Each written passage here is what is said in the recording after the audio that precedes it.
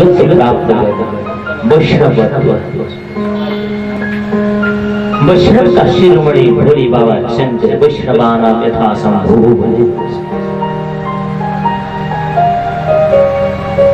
भगवान शंकर प्रभु राम को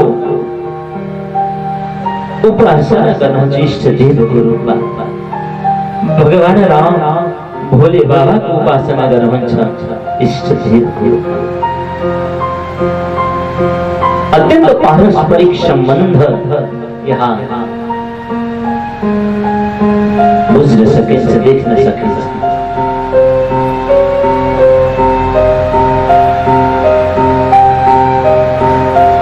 भगवान शंकर भगवान विष्णु राम कृष्ण उन्हें भेद दिया।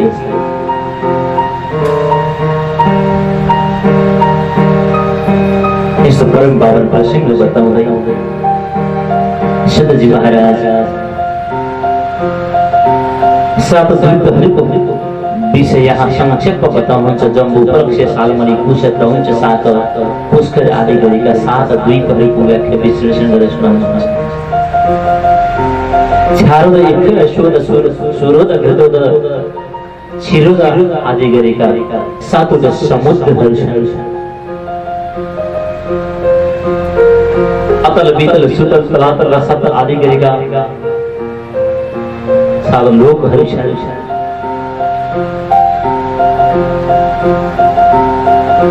संक्षेपै कुराहरू बताउँदै अगाडि बढ्दै जाँदा जम्बूद्वीपका अधिपति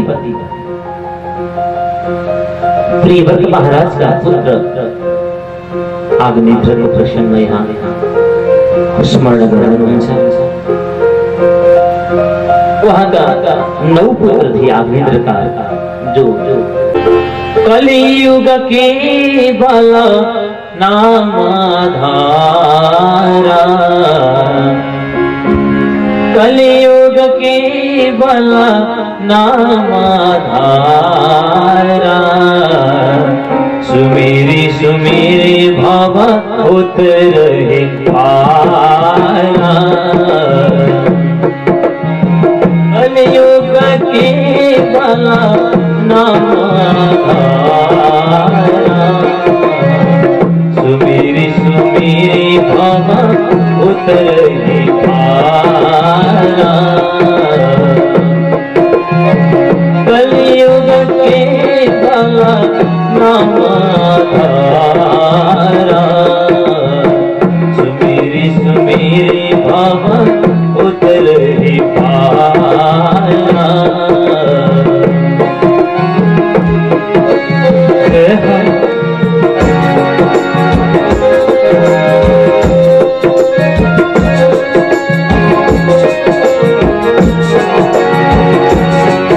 गोविंद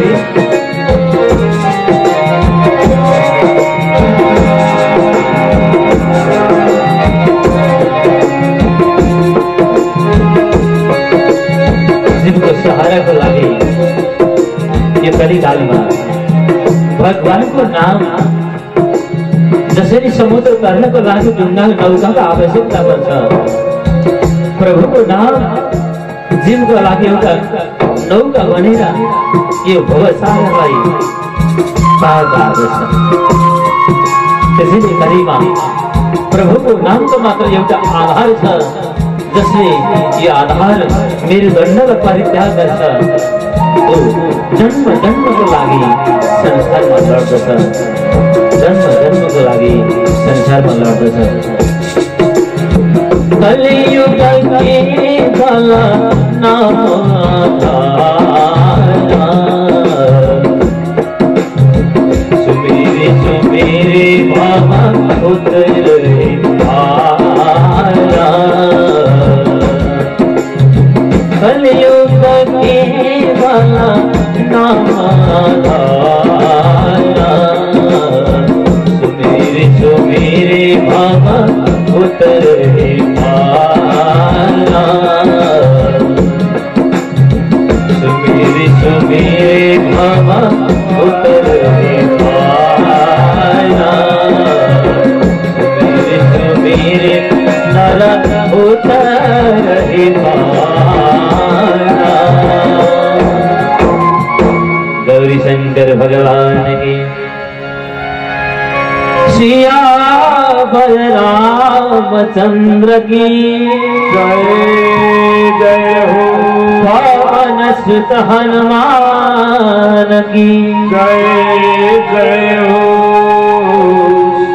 जय जय भगवान के नाम में सर्व परिचय।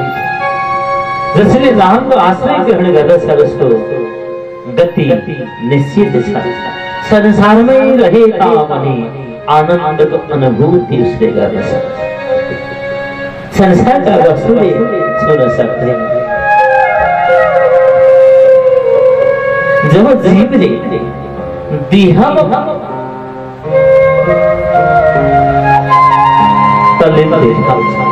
संसार में राग इंद्रिय को पिछाड़े राग अब वो संसार बार बार आने जाने कार्य आत्मसात ऐसे ही इस शरीर को घटने बढ़ने जन्मने मरने चिसो भोगने तातो भोगने कार्य शरीर में आत्मा में सही ये तो भाई इमानी भूतानि जायन्ते येन जातानि जीवन्ते यत् प्रयन्ते विषम विसन्ति तद् विजिज्ञास्यस्व तद् ब्रह्मेति उपनिषद।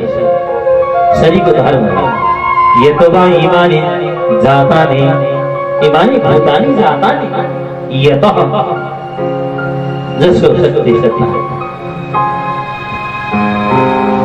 यो जन्म जिसको सत्य सत्ता में विभिन्न क्रियाकलाप करने जिसको शक्ति सत्ता ने उसने देख न सके जिसको शक्ति सत्ता ने उसने जीव द्वारा मधुर वचन बोल सके जिसको शक्ति ने यो पाव द्वारा हिड़ेरा दिव्य क्षेत्र धर्म प्रभु को धाम में भोगने सके जिसको शक्ति सत्ता ने इस सुंदर बाहुली ने पर उपकार करने सके साधु को सेवा करे को दीन दुखी को सेवा करे को अतिथि को सेवा करे को उन्हीं पूर्ण परमात्मा जो ने राम वहाँ नहीं श्री कृष्ण वहाँ नहीं भगवान शंकर अरे अंतिम इहली समाप्त भय बसी तो जीव जहाँ गहने गरावने जिन परम तत्व जो सर्वश्रेष्ठ सर्व साक्षी सर्वद्रष्टा सर्वनियन ताको रूपमा बस्नु भएको छ जसद्वारा सृष्टि हुन्छ जसद्वारा पालन हुन्छ जसद्वारा संहार हुन्छ वहाँ नै पूर्ण ब्रह्म परमात्मा हुन्छ। या शिव रूपमा हामीले मानौं या कृष्ण रूपमा हामीले मानौं या राम रूपमा हामीले मानौं या भगवती माताको रूपमा हामीले मानौं वहाँ नै पूर्ण ब्रह्म परमात्मा जसलाई काल पुरुष हामीले वहाँकै खोजी गर्नेछ। जीवको कर्तव्य हो जहाँबाट आएका थियौ त्यही पुग्नु। जसरी हामी प्रातःकालमा यहाँ आउँछौँ जब यहाँको कार्यक्रम समाप्त हुन्छ तत्पश्चात आफ्नो घर खोज्दै जान्छ। घरमा पुगिएन भने के हुन्छ खोजी सुरु हुन्छ। त्यहाँ घरको व्यक्ति कहाँ जानु हो के होला कसो होला आफ्ना प्रियजनहरूलाई चिन्ता हुन्छ। आज पूर्ण ब्रह्म परमात्मालाई चिन्ता लागिराखेको छ कतै यो जीवले मलाई बिर्सिएर संसारमा डिबिरहने त होइन यही संसारमा बसिराख्ने त होइन। त्यसैले बेला बेला भगवानले झस्काउनुहुन्छ हे जी तिमी मबाट गरेका हो।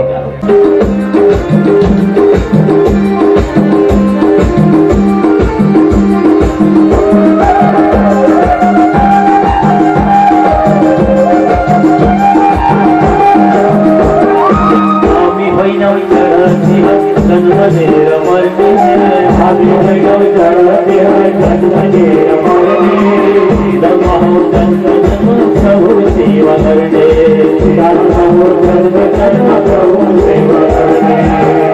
हमें प्रभु कहो प्रकृति का होइना प्रभु कहो प्रकृति का होइना तना को ज्योति अब कइले बोल भइना तना को ज्योति अब कइले बुलाई तो धरम जीना बुलाई नबी जिहा तो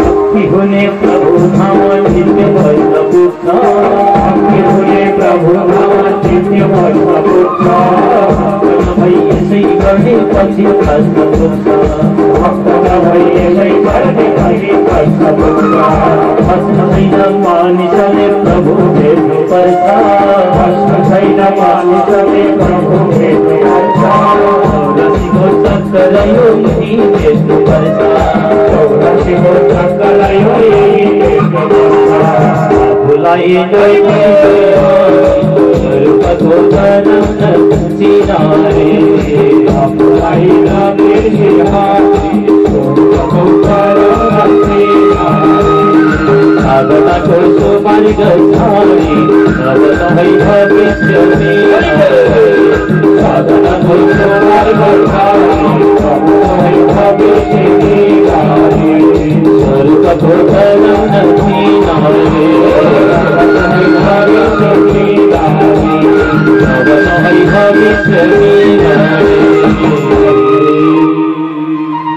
भक्तवत्सल भगवान की जय हो, कृष्णचंद्र भगवान की जय हो, राम की जय जय श्री राधे हर हर हर महादेव।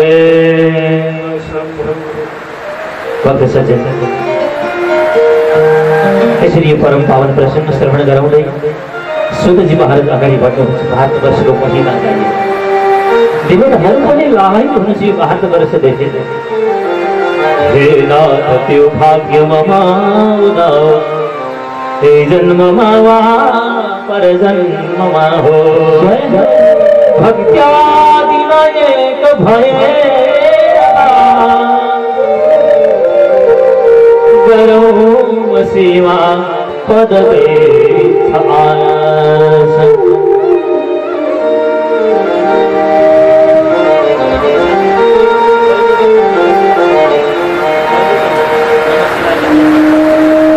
पुण्यभूमि नेपाल ठुला ठुला साधु सन्तहरू ऋषिहरूले तपस्या साधना सिद्ध गराउनका लागि नेपाल भूमिमा आएर साधना गर्नुभएको छ।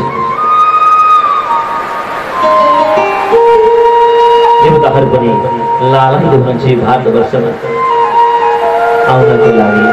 कहाँको जीवहरू देखेर साह्रै खुसी लाग्छ, बडो भाग्य मानेर रहेछ। जहाँ प्रभुको यज्ञ हुन्छ यो भारतवर्षमा, थान थानमा, कोण कोणमा, ग्राम ग्राममा, देश देशमा, क्षेत्र क्षेत्रमा यहाँ सत्सङ्ग पुराणहरू लाग्दछन्। प्रभुको विग्रहको सेवा हुन्छ, अर्चना हुन्छ, भगवत सेवा हुन्छ, अखण्ड हरिकीर्तन प्रभु कीर्तन हुन्छ, साधुहरूको सन्तहरूको पूजा अर्चना हुन्छ। यो भारत देशको, भारत भूमिको, नेपाल देशको महिमा, विशेषता, विशेषण, जहाँ गौ माताको सेवा हुन्छ। यसरी हाम्रो सनातन धर्म उच्च कोटिमा रहेको छ।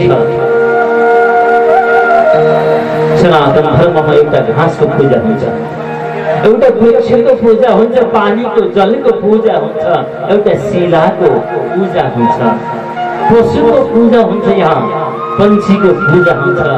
विशाल हृदय, विशाल भाव भएको धर्म हाम्रो सनातन। त्यसैले हामी सनातन धर्मका हौं, सनातन प्रभुका अंश हौं, अंश हामी प्रभुका हौं, अंश सनातन। यो सनातन अंश हो, कहिले मर्दैन, कहिले नासिँदैन, मर्ने भनेको त देह हो।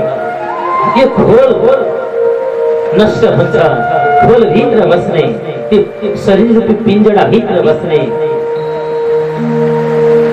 पंछी, यो प्राण कहिले मर्दैन।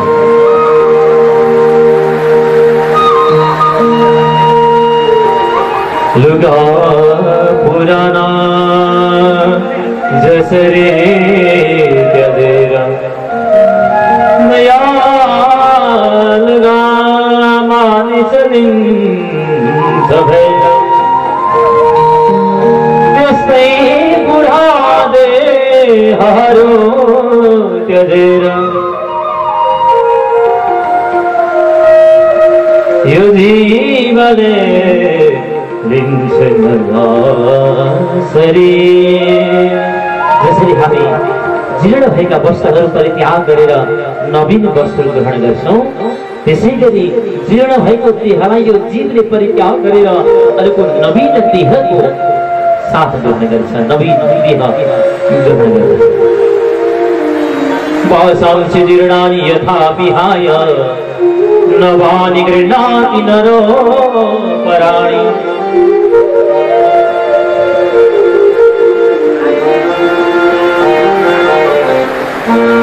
मलिन वस्त्रहरू, जीर्ण वस्त्रहरू परित्याग गरेर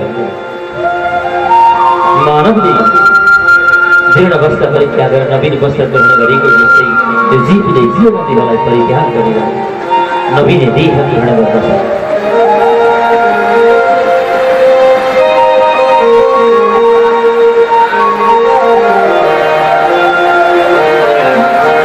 नवानि गृह्णाति नवानि देहि। देह मर्दछ, देही कहिले मर्दैन, देही कहिले मर्दैन। देह नाश हुन्छ, देह जन्मन्छ, मर्छ, घट्छ, बढ्छ, यो देहको धर्म हो। देहलाई चिसो हुन्छ, देहलाई तातो हुन्छ, देहको धर्म हो। यो आत्मालाई न तातो हुन्छ न चिसो हुन्छ।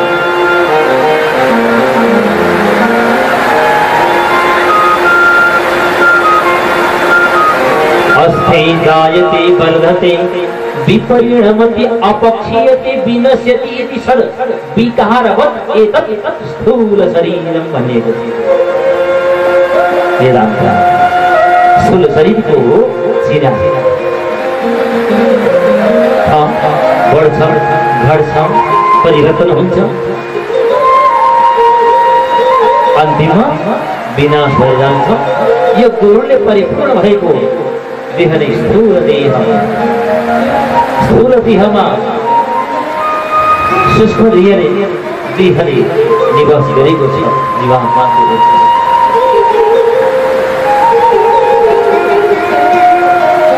संसारका वस्तु पदार्थमा लागेपछि स्थूल देहमा रहेर जति कर्महरू गरिएको छ यसलाई क्रियमाण कर्म भनिन्छ। क्रियमाण कर्म, सञ्चित कर्म अनि प्रारब्ध कर्म, तीन किसिमका कर्महरू छन्। ठुलो देहद्वारा गरिने कर्म क्रियमाण कर्म। यो देहले गरेको सम्पूर्ण वस्तुहरू अब सञ्चित बन्द छ, सञ्चित कर्म भन्छ। त्यही जम्मा हुँदै जाँदा प्रारब्ध बन्द छ। सूक्ष्म देहले ठुलो देह परित्याग गरेपछि प्रारब्ध भोग्नु पर्दछ। त्यही प्रारब्ध अनुसार उसको सुख दुःख, जन्म कर्म, शिक्षा दीक्षा, धन सम्पत्ति, गरिबी आदि प्राप्त हुन्छ। कर्मणा जायते जन्तु कर्मणैव विलीयते सुखं दुःखं भयं क्षेमं कर्मणैव विपद्यते। यही प्रारब्ध कर्म अनुसार जीव को जन्म हुन्छ संसारमा। कर्मणा जन्तु जायते, जन्तु जीव कर्म अनुसार जन्म हुन्छ। कर्मणा एव विलीयते, कर्म को आधारमा नै उसको अन्त्य हुन्छ। सुखम दुःखम भयं क्षेमं कर्मणैवाभिपद्यते। सुख दुःख, दर्शना, शिक्षा, विद्या, साधु संग, कुसंग आदि सभी कर्म अनुसार। वेद पुरुष भगवान के जय जय हो। वेद भनेको हामी सनातन धर्मीहरूको वेद हो, मूल हो। वेद रूपी कल्प वृक्षमा यो विभिन्न पुराणहरू, शास्त्रहरू, भागवतहरू फलेको फल हो। जब जरामा हामी पानी लाग्छौं तब वृक्षमा मिठो मिठो राम्रो राम्रो फल लाग्दछ। नबुझे पनि नजाने पनि वेदको ठुलो महत्त्व छ। यस ठुलो रूपहरूको विषय बताइएको छ।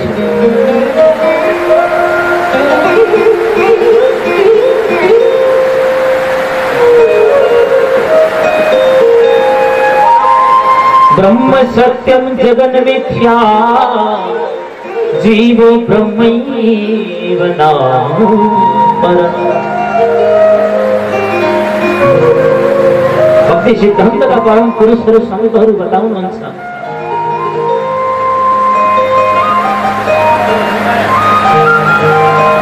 अद्वैत सिद्धान्तमा ब्रह्म सत्यम जगन मिथ्या भनेर बताइएको छ। साधुहरू भन्नुहुन्छ यो सुक्ति, यो मन्त्र मेल हुनाले कठिन छ।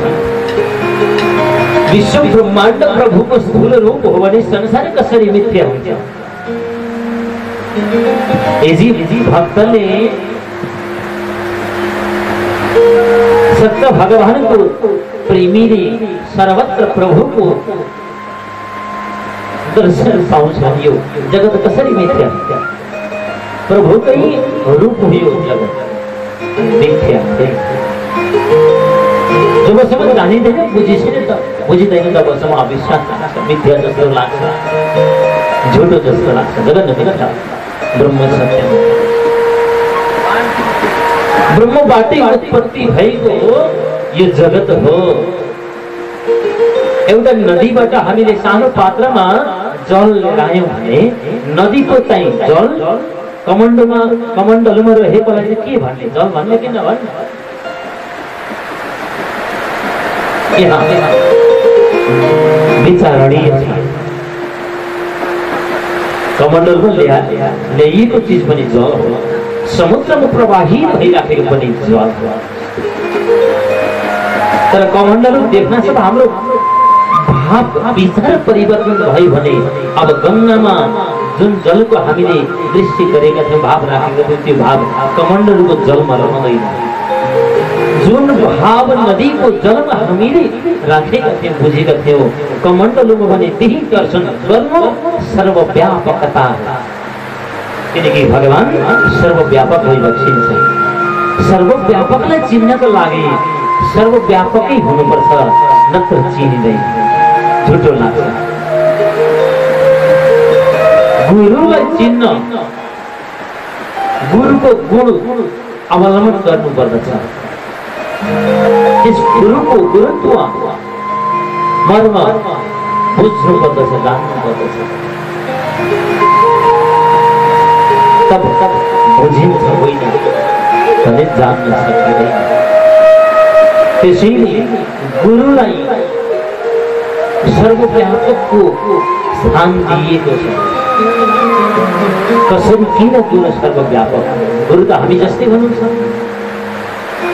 अङ्ग हाम्रो जस्तै छ, खानापिन त्यस्तै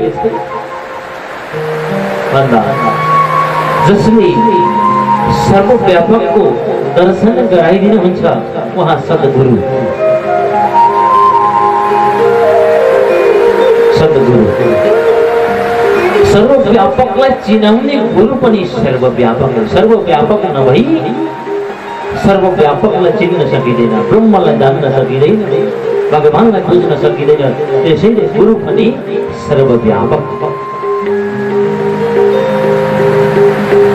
सर्वव्यापक भाव, समभाव जब हामीमा आउँछ तब हामीले जलको थोपा थोपामा नारायणको दर्शन गर्छौँ। प्रत्येक हिमालमा गौरी शङ्करको दर्शन पाउँदछौँ। प्रत्येक जीवमा भगवान रामको वास हामीले पाउँदछौँ। घट घटमा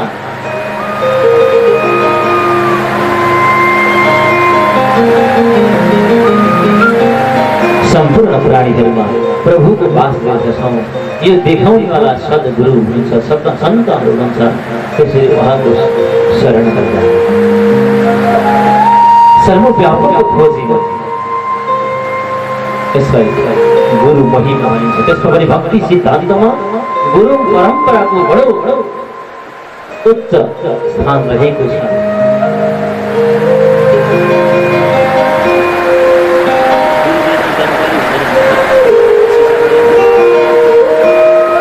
जबसम्म सद्गुरुको शरणमा हामी पर्दैनौँ तबसम्म सद्मार्ग देख्न सक्दैनौँ। डोर्याउने काम, बत्ती बालेर बाटो देखाउने काम गर्नुहुन्छ गुरुले। त्यसैले गुरुको बडो महत्त्व छ। गुरुत्व धारण गर्न गुरुलाई पनि कठिन छ। त्यसैले शिष्यले ध्यान दिनुपर्छ, मैले शिष्यको गुण पालन गर्न सक्छु कि सक्दिनँ, गुरुको सम्मान गर्न सक्छु कि सक्दिनँ। त्यसैले त हामीलाई हाम्रो शास्त्रहरूमा बताइएको छ, सिकाइएको छ, गुरु ब्रह्मा गुरु विष्णु गुरुदेव महेश्वर गुरु साक्षात् परब्रह्म तस्मै श्री गुरवे नमः। गुरु नै ब्रह्मा, गुरु नै विष्णु, गुरु नै शङ्कर।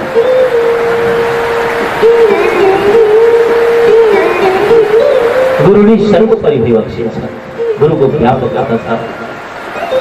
यदि सद्मार्ग पाइने हो भने, सद्ज्ञान प्राप्त गरिने हो भने, प्रभुको साक्षात्कार दर्शन गर्ने हो, अनुभूति गर्ने हो भने सद्गुरुको शरणमा जानुपर्छ।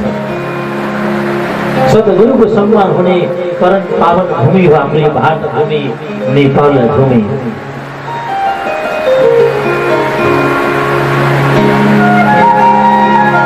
गुरु बिना ज्ञान कहिल्यै हुँदैन, माया जालको बन्धन छोड्दैन। गुरु बिना ज्ञान कहिल्यै हुँदैन, माया जालको बन्धन छोड्दैन। गुरु बिना ज्ञान कहिल्यै हुँदैन, माया जालको बन्धन छोड्दैन। सद्गुरुदेव भगवान की